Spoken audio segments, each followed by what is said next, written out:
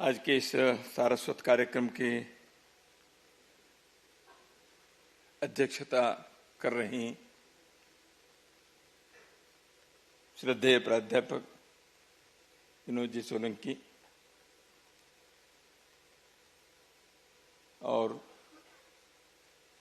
जिनकी उपस्थिति मात्र से ही हम सबका उत्साह बढ़ता है और अपने 2-4 मिनट के वक्तव्य से ही हमारे सामने एक अद्भुत वातावरण निर्माण कर दिया। ऐसे बहन आरती राणा जी,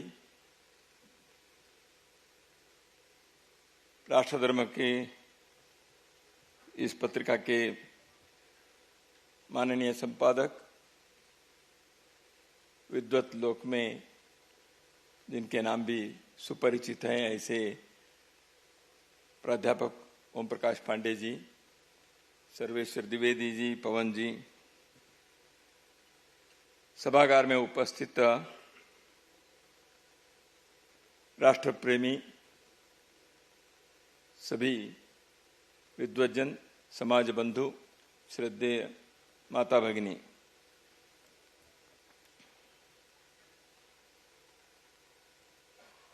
प्राध्यापक विनोद जी ने जिन भावोद्गार से अपने सामने एक वैचारिक वायुमंडल को और अपने संस्कृति के प्रति हमारे भक्ति को अपने वक्तव्य के द्वारा कई गुना उन्होंने बढ़ा दिया,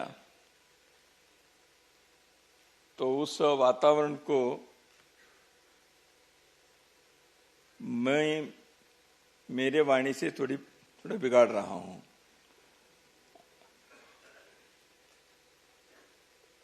वैसे कार्यक्रम के संदर्भ तो राष्ट्रीय स्वयंसेवक संघ के 100 वर्ष पूरा होने का है। आज नवरात्रि है, कल विजयादशमी है। इस शुभ अवसर पर आप सभी को, आपके परिवारजनों को, सारे देशवासियों को, समस्त मानव जाति को हृदय से शुभकामनाएं व्यक्त करता हूं। कल विजयादशमी है। राष्ट्रीय स्वयंसेवक संघ नाम के एक महाराष्ट्रीय अभियान अपने 101 वर्ष में 101वां वर्ष में प्रवेश कर रहा है। संघ के साधना पिछले एक शताब्दी से चल रही है। उसी साधना के एक आयाम लखनऊ से प्रकाशित हो रहे राष्ट्र धर्म पत्रिका के संघ के स्वयंसेवकों ने, संघ के कार्यकर्ताओं ने इस कार्य का प्रारंभ किया 78 वर्ष पूर्व। संघ के स्वयंसेवक पिछले 100 वर्षों में राष्ट्र जीवन के विभिन्न क्षेत्रों में संघ के देशभक्ति के पाठशाला जो है शाखा से समाज के प्रति प्रेम, आत्मीयता, राष्ट्र के प्रति अपने कर्तव्य, धर्म के बारे में जागृति और संवेदनशीलता से सेवा कार्य में लगने वाले संघ के स्वयंसेवक कार्यकर्ता और उनके परिवारजन समाज में एक परिवर्तन लाने का संकल्प लेकर आगे बढ़े हैं। स्वयंसेवक जीवन के विविध क्षेत्रों में कई प्रकार के कार्य खड़ा किया है। यहां उपस्थित लोगों के सामने उसकी सूची बनाने की कोई आवश्यकता नहीं है। हम सभी उसका अनुभव करते हैं। हम में से अधिक लोग उन कार्यों में हम स्वयं सक्रिय हैं। तो संघ के 100 वर्ष पूर्ण होते समय स्वाभाविक रूप से एक आनंद का वातावरण किसी भी राष्ट्र प्रेमी व्यक्ति के हृदय के अंदर जागृत होता ही है, उत्पन्न होता ही है।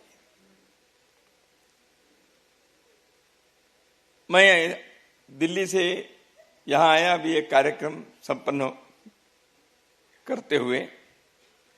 आज भारत सरकार ने संघ के 100 वर्ष पूर्ण होने पर एक विशेष डाक टिकट और संघ के 100 वर्ष के स्मृति के लिए एक स्मृति सिक्का जारी किए।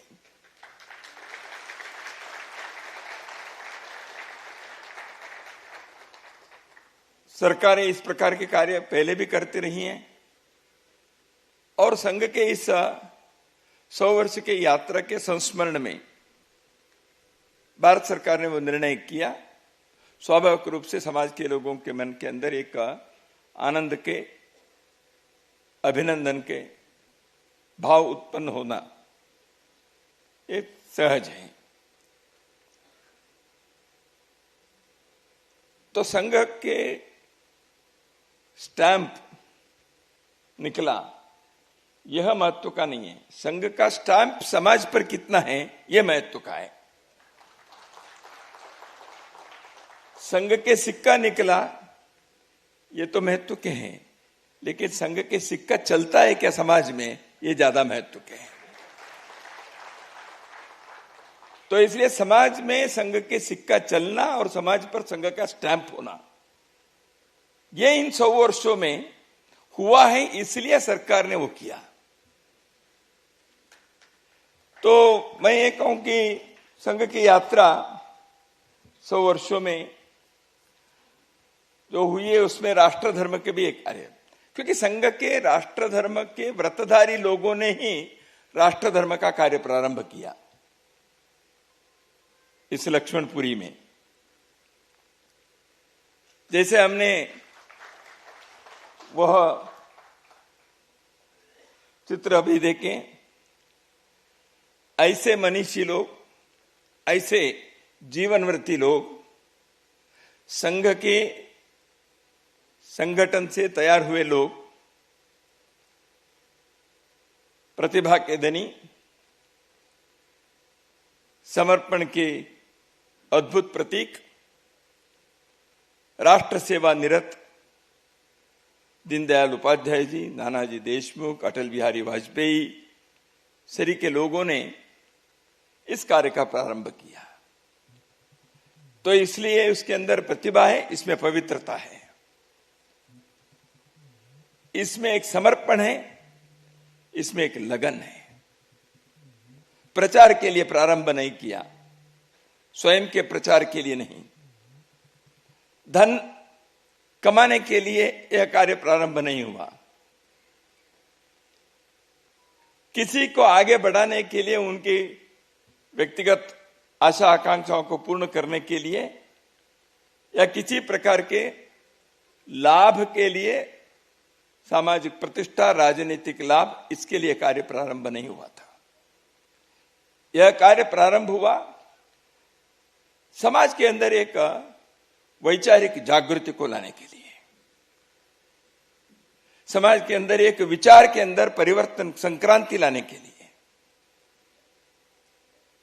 उस कार्य के लिए उन्होंने संघ के कार्य जैसे व्यक्ति निर्माण के, प्रतिदिन संपर्क के, शाखा के, साधना के, ऐसे एक जो जीवन व्रत है, उसी मार्ग पर चलते हुए राष्ट्र धर्म के कार्य प्रारंभ किया।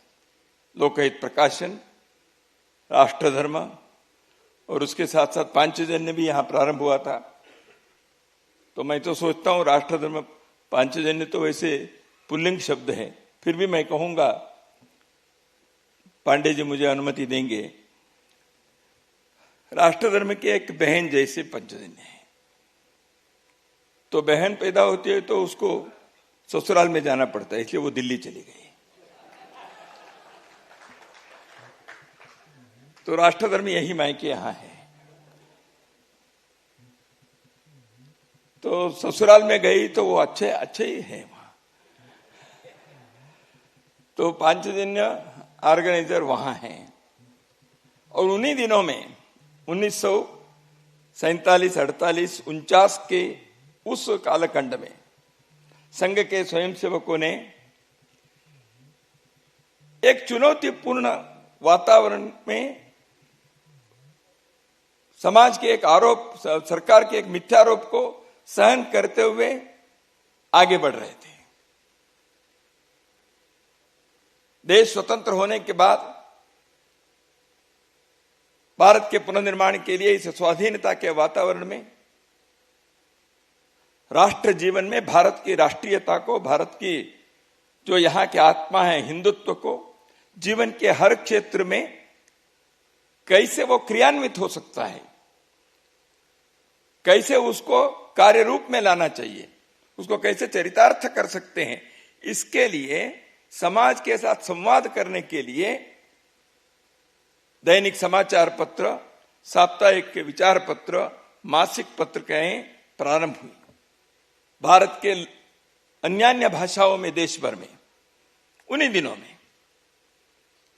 और प्रारंभ करने वाले लोगों के पास कोई पैसे नहीं थे, कोई उद्योगपति के समर्थन नहीं था, उसके पीछे पैसे लगाएं, पूंजी लगाएं। कोई यह भी संभव नहीं था कि उसको बड़े विज्ञापन मिल जाएगा, इसके कोई सर्कुलेशन बढ़ जाएगा, ऐसे भी नहीं था। काम करने वाले लोगों के लिए वेतन देने के लिए पैसा भी नहीं था, लेकिन एक पूंजी जबरदस्त थी। वो पूंजी क्या थी? राष्ट्रभक्ति की। वो पूंजी क्या थी? कुछ भी हो हम काम करके दिखाएंगे, ये हिम्मत थी। विश्वास क्या था? हम अच्छे मार्ग पर चलेंगे तो समाज हमारे समर्थन में, सहयोग में खड़ा रहेगा, यह विश्वास था। ऐसे पूंजी लेकर कुछ नौजवानों ने उन दिनों में एक कार्य प्रारंभ किया। मान्य बाबूराव देवर्षि के उल्लेख भी यहां हुआ था। वो पीछे आधार स्तंभ के नाते खड़े रहे यानी क्या? तो बाकी लोग एकादशी के हैं, वो शिवरात्रि के थे, तो खड़े रहे यानी क्या? प्रेरणा देने के लिए खड़े थे। और कोई आर्थिक मदद नहीं, लेकिन समाज के अंदर इस प्रकार के पत्र पत्रिकाओं को देश भर में उस समय जिन्होंने अपने अपने राज्य में उन भाषाओं में उन्होंने प्रारंभ किया, आज वो सारी पत्रिकाएं चलती हैं। एक भी पत्रिका बंद नहीं हुई। केवल एक मदरलैंड, वो भी आपातकाल में सरकार के दमन के कारण जो बंद हुआ, उसको शुरू करने का निर्णय नहीं किया। नहीं कर सकते थे, ऐसे नहीं कि नहीं, टेक्निकल कारण से नहीं किया, पत्रिका चलाए। आज लगातार उन पत्रिकाओं को जैसे राष्ट्रधर्म को चलाए, इसके कारण समाज के अंदर एक वैचारिक दिशा देने के विचार है। इसलिए भारत के इस विचार को नहीं आना चाहिए। इसी विचार की दृष्टि से एक एक व्यक्ति का गठन करना, समाज का संगठित करना, यह कार्य जो राष्ट्रीय स्वयंसेवक संघ पिछले 100 वर्षों में किया है। संघ के स्वयंसेवक प्रतिज्ञा लेता है, मैं हिंदू धर्म, संस्कृति और समाज की रक्षा करने के लिए समाज का घटक बना हूं। मैं और समाज अलग नहीं, समाज के एक घटक हूं, मैं समाज का एक अंग हूं। इसलिए उस अंग होने के कारण मुझे समाज शरीर के किसी भी प्रकार के दर्द, वो मेरा दर्द है। तो इसलिए समाज के घटक बनना है। उस कार्य को, संगठन के कार्य को निस्वार्थ बुद्धि से, प्रामाणिकता से, तन मन धन देकर करना है और जीवन भर करना है। संघ के प्रार्थना में स्वयंसेवक कहता है, मैं देश के लिए पतत्वेश कायो नमस्ते नमस्ते। इसके लिए यदि यह शरीर उसी कारण से गिरना है, ठीक है, लेकिन जब जी रहे हैं हम शक्ति से, सुशीलता से, ज्ञान से, ध्येय निष्ठा से और वीर व्रत से समाज के कार्य करने वाले बने। संगठित शक्ति के आधार पर धर्म की रक्षा करते हुए भारत माता के जयकार करने वाले परम वैभव की स्थिति पर हम पहुंचे। प्रतिनित्य स्वयं से गाता है, प्रार्थना के नाते इसको कहता है।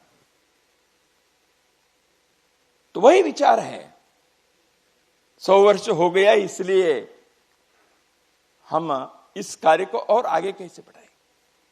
इसलिए समाज में परिवर्तन लाने के लिए घर घर पहुंचेंगे। जो समाज में जो भी अच्छे काम कर सकता है, करता है, उन सबको जोड़ेंगे। समाज के अंदर, इस राष्ट्र के अंदर एक पुनर्निर्माण के, नवनिर्माण के एक नए वातावरण, एक नया उमंग, एक नया उल्लास उत्पन्न हो, इस दृष्टि से ये कार्य करना है। ये जीवन व्रत है, इसको हम करते जाएंगे तो समाज के सभी लोग जो समर्थन देते रहे हैं वो आगे देंगे। केवल समर्थक बने कर ना रहें, वो इस कार्य के, इस प्रवाह के साथ जुड़ जाएं। तो यही संघ की इच्छा है, अभिलाषा है। राष्ट्र धर्म निभाते हैं संघ के स्वयंसेवक। ये जो राष्ट्र धर्म पत्रिका को भी चला रहे हैं, यह संघ के एकात्मता स्तोत्र में एक अंतिम पंक्ति है, स राष्ट्र धर्म निष्ठावान अखंडम भारतम स्मरेत। राष्ट्र धर्म निष्ठावान जो लोग हैं, उनको भारत को अखंड रूप से स्मरण करना चाहिए, क्योंकि वो राष्ट्र धर्म है। यह राष्ट्र धर्म शाश्वत धर्म है। भारत में जन्मे प्रत्येक व्यक्ति के यह कर्तव्य है, ऋण है, इसको चुकाना है। जीवन में किस क्षेत्र में कैसे हम कर सकते हैं, वो हर एक अपने अपने ढंग से सोचे। संस्कृत के संदर्भ में माननीय अध्यक्ष महोदय ने कहा, संघ के स्वयंसेवक संस्कृत को संभाषण के रूप में लाने के लिए भी कार्य किया। इसके लिए एक संस्कृत भारती का कार्य प्रारंभ किया। हजारों लाखों लोगों को संस्कृत बोलने को सिखाया। संघ के प्रतिनित्य के शाखा में हमने जो संघ के आज्ञाएं बनाए हैं वो संस्कृत में है। संघ में संस्कृत के गीत की रचना हुई, संघ के प्रार्थना संस्कृत में है। तो इसलिए राष्ट्रीय स्वयंसेवक संघ के स्वयंसेवक, आप संस्कृत के बारे में कहते ही इतनी ताली इतनी बजी, क्योंकि वो उन सब के प्रतिनिधि के मन की भावना आपने व्यक्त की है। ये भारत में संस्कृत सभी सीखें, अनिवार्य रूप से सीखना चाहिए। सरकार कानून बनाए, समाज इसके बारे में सोचे।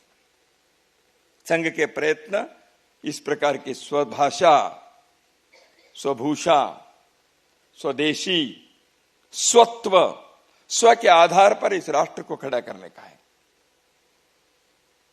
तो इसलिए ना छोड़े, भारत मां के संतान के नाते अपने कर्तव्य को निभाने में हम पूर्ण मनोयोग से इसमें लगे, इतने ही निवेदन करते हुए आज के इस कार्यक्रम में मुझे आप सबके बीच में रहने का और कुछ बोलने के अवसर मिला।